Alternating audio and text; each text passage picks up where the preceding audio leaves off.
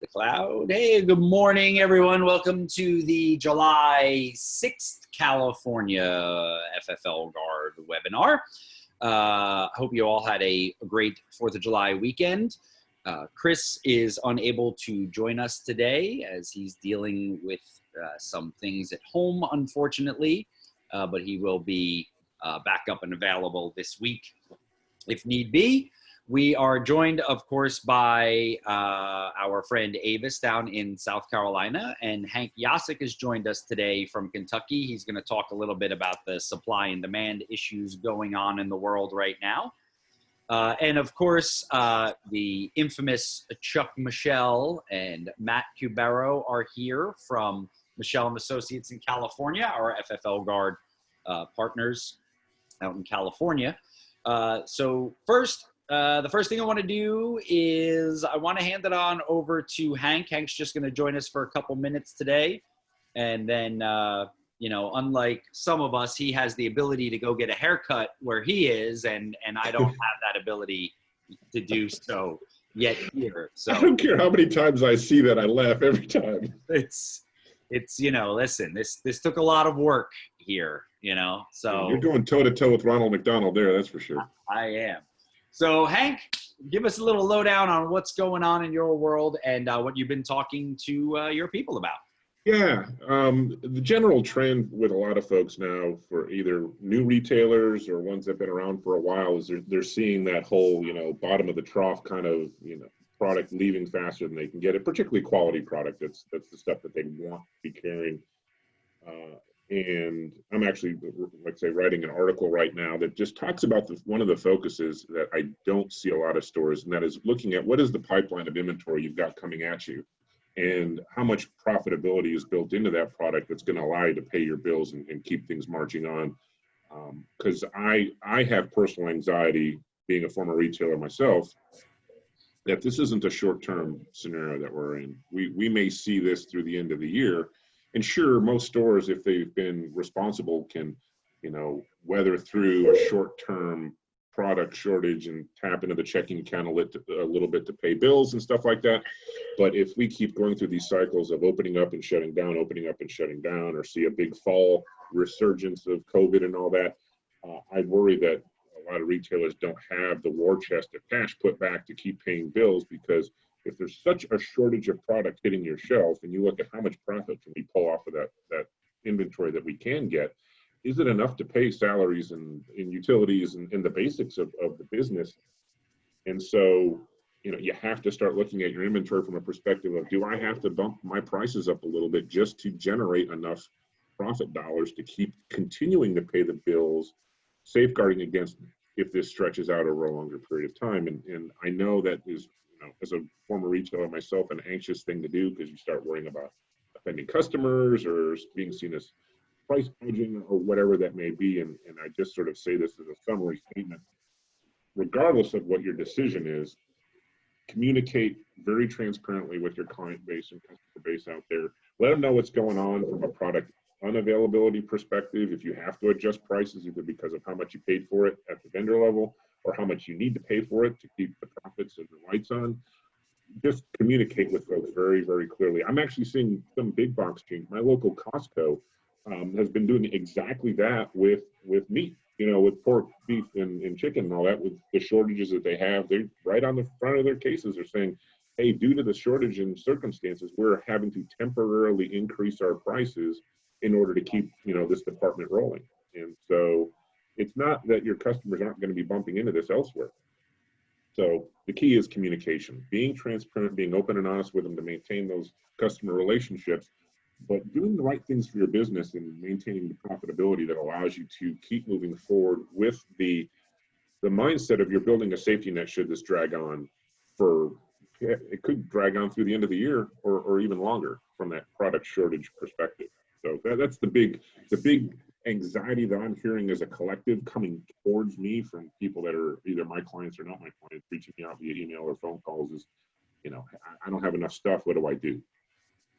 Yep. And we've been getting that a lot from all over the country, especially ammo. You know, as all of you are aware, sales are up Sales are Well, up. and like you're talking about with ammo, that's a prime example of what do I do with the ammo I do get? Yep. Do I sell it as just pure retail and make my 20 or 30 points of margin on it? Or do I use it for my range operation and use that to add some extra profitability? Because if I've got the ammo, not only do I make the profit on the ammo, but I make profit on the range time. Or, you know, depending on how limited you are, do I save it for my classes, which I make the most money on because I'm making more profit on the classes than I am on our hours worth of range time. And so you may be caught in the circumstance where you want to sequester all your ammo for an upcoming class that you have or classes that you have because you're going to make the most money there. But then how do I communicate outwardly to my customers to say, guys, you know, yeah, I don't have ammo for the range use or general retail. You know, we've sequestered it for people that buy a firearm or for our classes, and that's it right now. But don't leave it up to the customer to figure that out on their own because they're going to always paint in a worst case scenario. Be very open in your communications about how you're managing that ammo situation. Yeah, thank you, Hank. So yeah, as far as supply is definitely one of the issues these days around the country, and one of the other things, a couple other things we touched on the federal webinar before I turn it on over to Chuck and Matt. The IOIs are back out, inspections are back up as far as federal is concerned. Chuck and Matt will talk about DOJ and all their whatever they're doing. The NFA branch, the licensing branch, ATF is pretty much moving along rather smoothly right now. And we have been, Avis has personally worked with the NFA branch recently. I have personally worked with the licensing center. So things are moving. They are answering the phone. They are answering questions.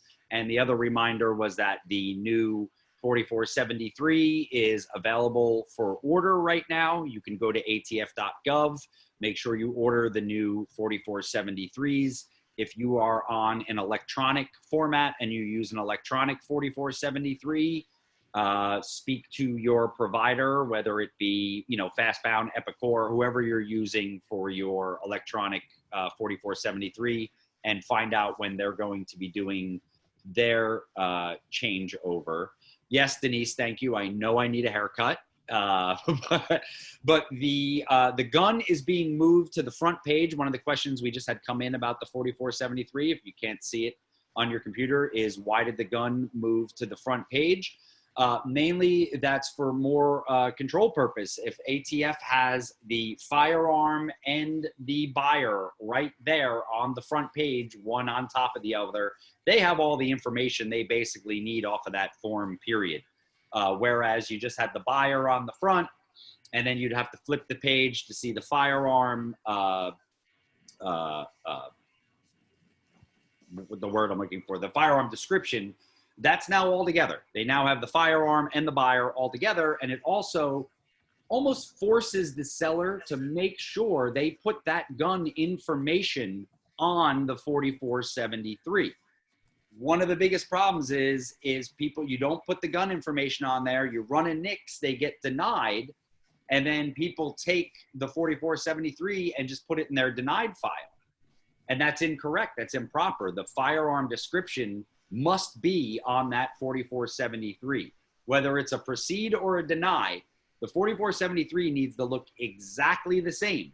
The only difference is that you don't have a date in the date transferred box at the end because you didn't physically transfer the firearm if they were denied.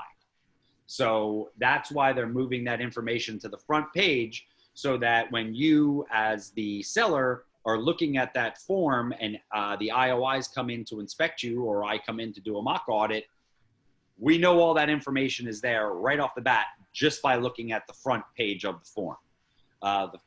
As you can imagine, firearm description and information is one of the most important things on that form, especially when it comes down to a trace and that.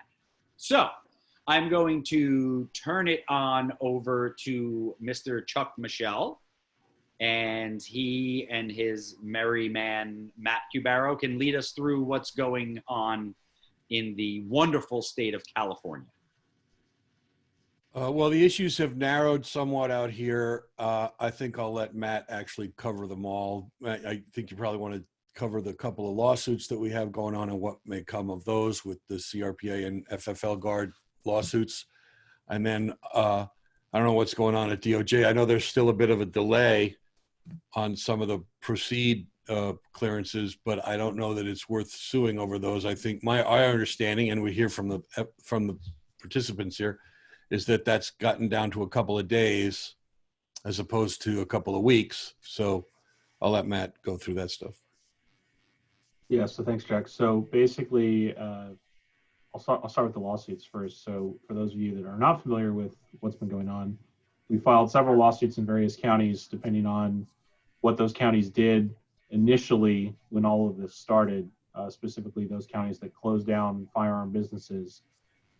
We are now at the point where we're sort of getting ready to dismiss those lawsuits because everyone is sort of opened back up now, and so we're not seeing any local public health orders that are directing firearm businesses to close. However, we're going to hold on to those, at least keep them open for now until we're relatively certain that things won't revert back to where they were initially when all of this started. So now that there seems to be some streamlined application of the requirements, particularly from the state level, from the governor's office, where we're just sort of monitoring the status of things right now. So that's where we're at with the lawsuits. As far as DOJ is concerned, most of you are already well familiar with the delays that have been currently going on regarding both new firearm sales, but also your employees, for example, getting your COEs renewed. My understanding from DOJ is that they've caught up at least with the COE renewal applications for your employees. If that is not the case, please let me know or send an email to FFLGuard that they can forward it to me so we can deal with that if it's necessary. But I've been told by DOJ specifically that they have now caught up with the employee COE applications, and so those should no longer be an issue. The only other thing that I'll touch on real quick with DOJ is for those of you that may or may not have experienced this, I know there have been a few stores that have been hit as far as looting and rioting is concerned. Some of the stores have had their inventories pretty much wiped out because of that. ATF has been going around in California emailing stores that they believe could potentially be targeted because there's a planned demonstration or protest or otherwise in their area. The problem is in California is that California DOJ policy, well, let me back up a little bit. So what ATF has been telling those stores to do in those situations is to remove their inventory from the store and take it to a secure location of some type. And they've sort of given this sort of gentleman's agreement, so to speak, of, you know, we understand that this is not something that's expressly covered under ATF regulations, but in this particular situation, use your best judgment. And I think that's a very wise decision and smart play on ATF's part. The problem with DOJ has a policy in place that generally prohibits dealers from doing that. And we reached out to DOJ to say, hey, look, there's this planned riot that's going to happen here. ATF is telling our customer, our store, to take their guns out. What do you want to do? And of course, we got crickets from DOJ for months now. We finally got a response from DOJ. I've spoken with one of the attorneys that's there. And he's 100% on board with the idea that if there's going to be a planned riot, planned demonstration, or otherwise, that you guys should be able to at least secure your inventory to the best of your abilities, whatever that may be, including removing it from the store. However, he's not in a position to set policy. And so he's now taking that up the chain of DOJ, supposedly, and we're just waiting for a response. And so bottom line is, if you find yourself in that situation again, or at some point in the future, I can't tell you right now that DOJ is going to be okay if you guys take your inventory and secure it somehow. So it's going to be up to you to use your best judgment. But just know that that's something that DOJ is aware of, that we brought to their attention, and hopefully we'll have some guidance from them in the future moving forward here. Do you want to add anything to that, Chuck? Yeah, a couple things. So on that off-site storage request, did we send DOJ a letter and did we get a response? I sent the attorney, basically, here's what ATF sent one of our guys. What do you want to do about this? Because this is going to happen like today. And DOJ responded, said, okay, we'll look into it. But then they did nothing. Okay, so those two letters should be sent to Brian, And Brian could turn that a in. direct email. It wasn't a letter because we were dealing with a time. Well, then just quote it. Whatever. My point is, those two things should actually be sent out to your California YSP folks so that they can see the actual correspondence going on and have that in their back pocket if something comes up or an inspector comes in or whatever. The other thing is, what are the information bulletins that we have produced recently? I think you guys have all probably heard of the guy who was getting prosecuted for possessing a 10-plus round mag that he bought during Freedom Week. I don't know if did you guys hear about that? Okay, some Porsche guy had a mag that holds over 10 rounds. Was he at the range, Matt? Or I forget how they found it.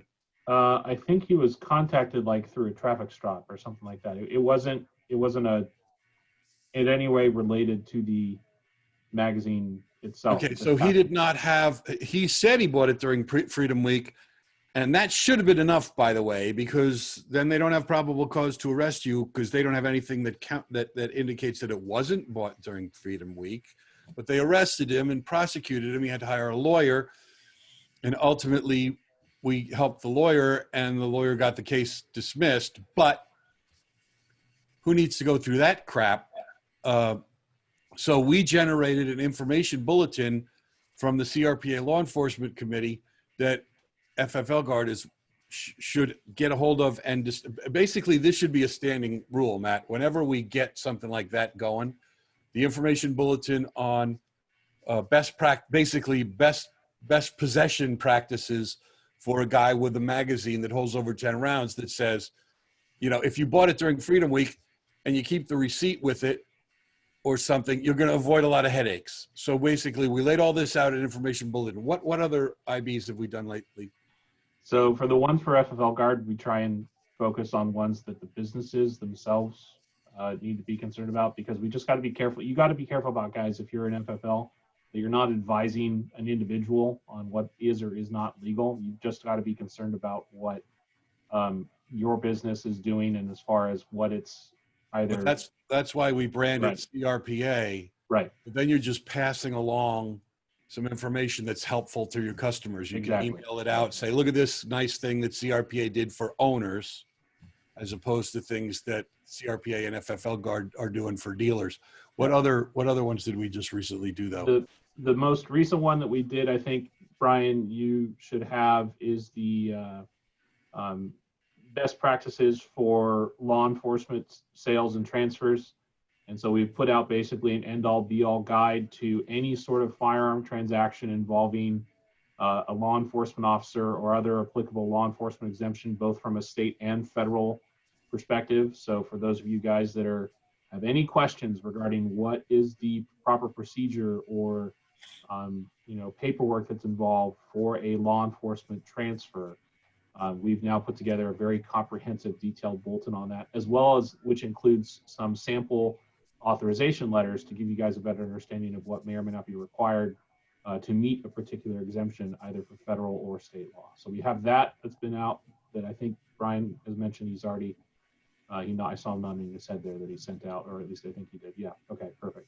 And that's sort of the big one, the most recent one. Other ones we have, I can send Brian basically a list, Chuck, of all of the information bulletins, just to make sure he has them all. So, yeah, look, my thought here is we get from CRPA, we get questions from, the end user, the guy who's buying the gun. Through FFLGuard and our individual FFL clients, we get questions about issues that dealers are concerned about. I'm happy to share all that information with both platforms because more information is better. If you guys have issues that keep coming up, let us know, and we maybe will, even if it's an issue that you're getting asked a lot of questions by your customers, let us know, because if enough people are asking, we'll generate an information bulletin that, when a guy comes into your store, they expect you to know the answer to everything. They expect you to be a law firm as well as a gun retailer. If you can hand them something that answers the question, it's value added to the service you're providing, and it also saves you time because you don't have to try and have a conversation with the guy for 15 minutes about whatever the situation is, or a series of guys having the same conversation.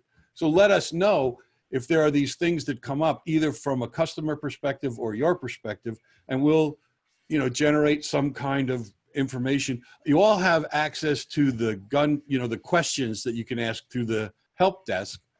But if there's something that's not individualized to your specific situation that we can generate an information bulletin to on, we will. Just let us know.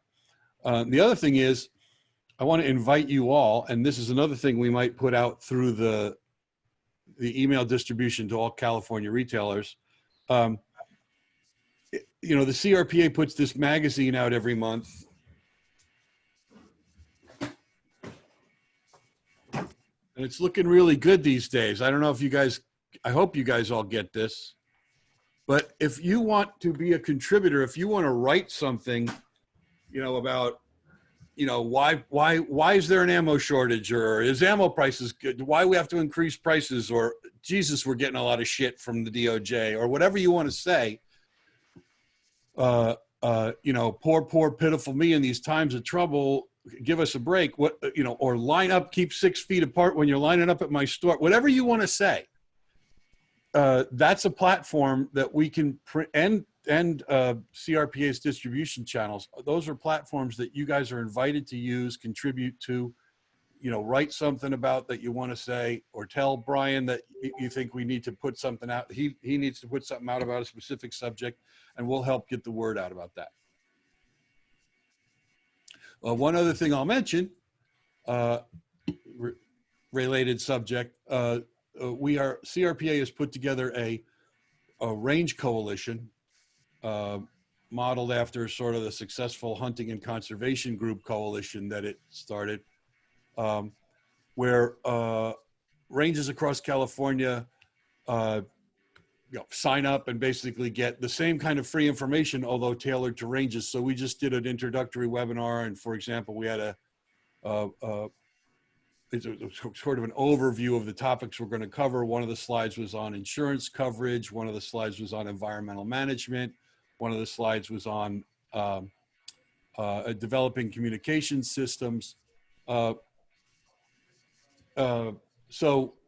if you operate a range or know range operators in your area, you might encourage them to get signed up for that. ranges@crpa.org, and they can get you. And if you want to get involved, you're also welcome. And we'll, do these webinars on topics of interest to ranges, which may also be of interest to FFLs. Great. Thanks, Chuck. So everybody knows how to get, you could send that any of that type of information. You could email us direct, client relations at fflguard.com, info@fflguard.com, and anything, but don't put it in as a help desk question, please. Just make sure it comes as a direct question or something you want to pass along to Chuck. We can get it right along to he and Matt, and they'll get it out for us. I actually just got my email from Rachel about our ad for next month's firing line, so looking forward to having that in there again.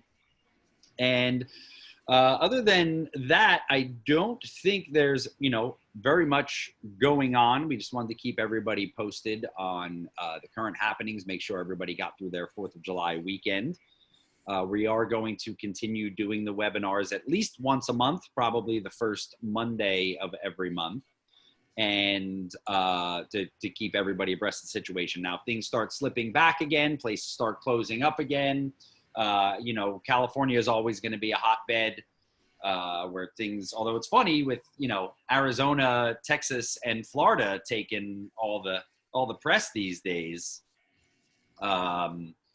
California's kind of got lost out there, but of course, I'm sure Newsom will do something to get you guys right back in the spotlight very soon. No doubt. Going to ask that Keith hang around for a little bit so we can chat with Matt and square away the help desk question we had there. Otherwise, if anybody else, I don't see any other questions coming up on the side. I appreciate everybody joining us today. I will see everybody again next month. And Chuck and Matt and Keith, if you could hang behind, I would appreciate it. Thank you, everyone. Hey, Todd, it was good to see you.